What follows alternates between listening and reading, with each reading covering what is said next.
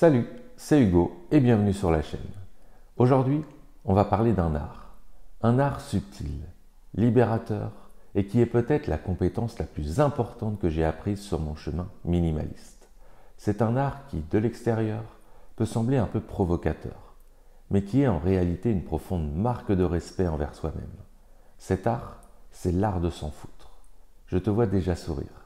Ce titre, c'est bien sûr un clin d'œil au célèbre livre de Mark Manson, L'art subtil de s'en foutre, qui a mis des mots sur un concept incroyablement libérateur.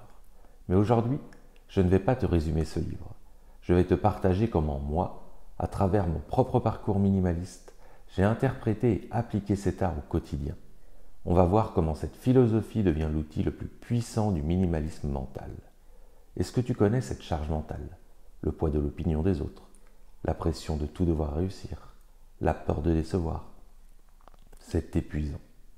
On passe notre vie à se soucier d'une montagne de choses qui, au fond, n'ont que peu d'importance. Et si la clé de la sérénité, c'était d'apprendre à trier nos préoccupations comme on trie nos objets. Dans cette vidéo, on va voir ensemble ce que cet art signifie vraiment et comment le cultiver pour alléger radicalement la vie. Si cette quête de légèreté et de sens te parle, c'est le moment parfait pour t'abonner à la chaîne. Ton soutien est super précieux. Et pour t'aider à démarrer, sache que tu trouveras dans la description toutes les ressources que je propose, notamment mes guides gratuits pour commencer ton désencombrement. Alors, prêt à devenir un artiste de la tranquillité d'esprit? C'est parti.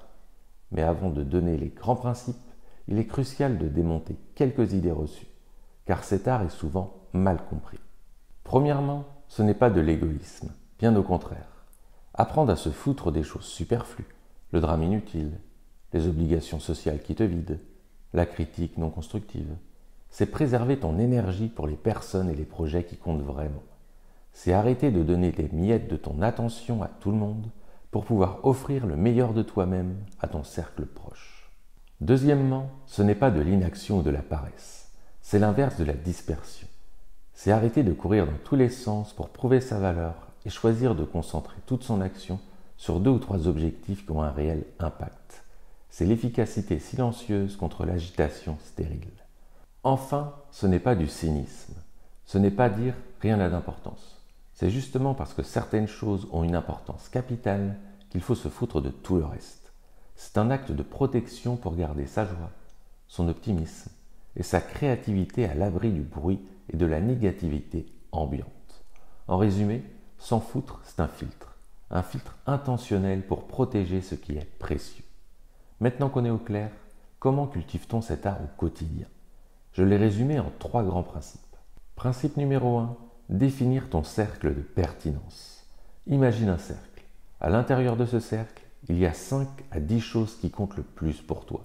Ta santé, ton ou ta partenaire, tes enfants, 2 ou 3 amis très chers, ta passion principale, tes valeurs fondamentales. C'est tout.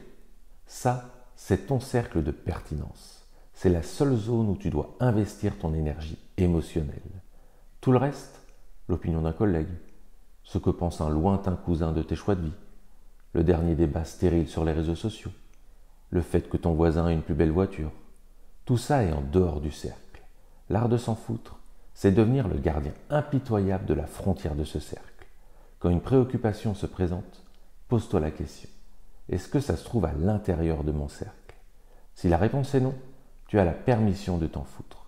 Comme on le voit en profondeur dans la formation, définir ses valeurs fondamentales, son pourquoi, c'est la première étape pour dessiner ce cercle.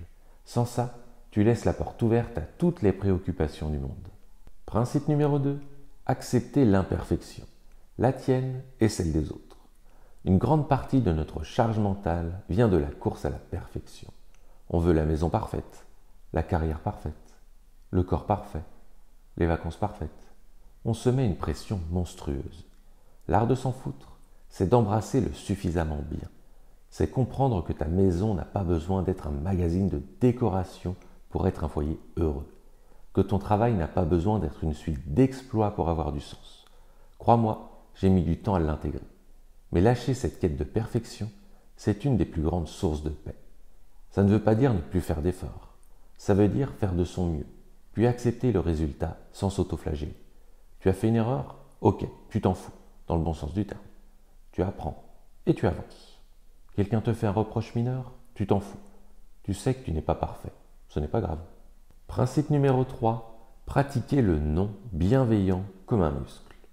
On en a déjà parlé dans une vidéo dédiée, mais c'est un pilier de cet art. Chaque oui que tu dis par obligation, par peur de décevoir, est une préoccupation que tu ajoutes sur tes épaules.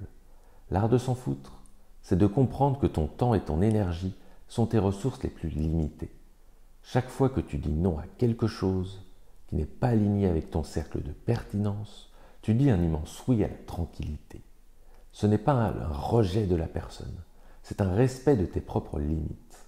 Entraîne-toi sur des petites choses. Non merci, je n'ai pas envie de ce dessert. Non, je ne pourrai pas passer ce soir, j'ai besoin de me reposer. Chaque non est une répétition qui muscle ta capacité à protéger ton espace mental. Voilà pour ces 3 principes. Comme tu le vois, l'art de s'en foutre est tout sauf passif. C'est une discipline. C'est un choix actif et répété pour diriger son attention. C'est la décision de ne plus subir, mais de choisir. Choisir tes combats, choisir tes relations, choisir tes pensées. En te détachant de la pression sociale, de la quête de la perfection et des obligations superflues, tu ne deviens pas quelqu'un de froid. Tu deviens plus libre, plus léger et paradoxalement, beaucoup plus présent et aimant pour les quelques personnes et les quelques projets qui se trouvent à l'intérieur de ton fameux cercle. C'est ça le but final. Faire de la place. Non pas pour le vide, mais pour l'essentiel.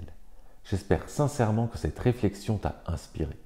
Si tu souhaites continuer à avancer sur ce chemin de simplification, je te rappelle que les liens vers mes guides gratuits et toutes les ressources que je te propose sont dans la description. Ils sont là pour t'accompagner. Et toi, quelle est la première chose dont tu as décidé de te foutre pour retrouver ta sérénité? Dis-le moi dans les commentaires, j'ai vraiment hâte de te lire. Si cette vidéo t'a plu, la meilleure façon de me soutenir est de laisser un j'aime et de la partager à quelqu'un qu'elle pourrait aider. Et bien sûr, si ce n'est pas encore fait, abonne-toi pour continuer ce voyage ensemble. Merci d'avoir été là. Prends soin de toi et de ceux qui comptent vraiment. À très vite.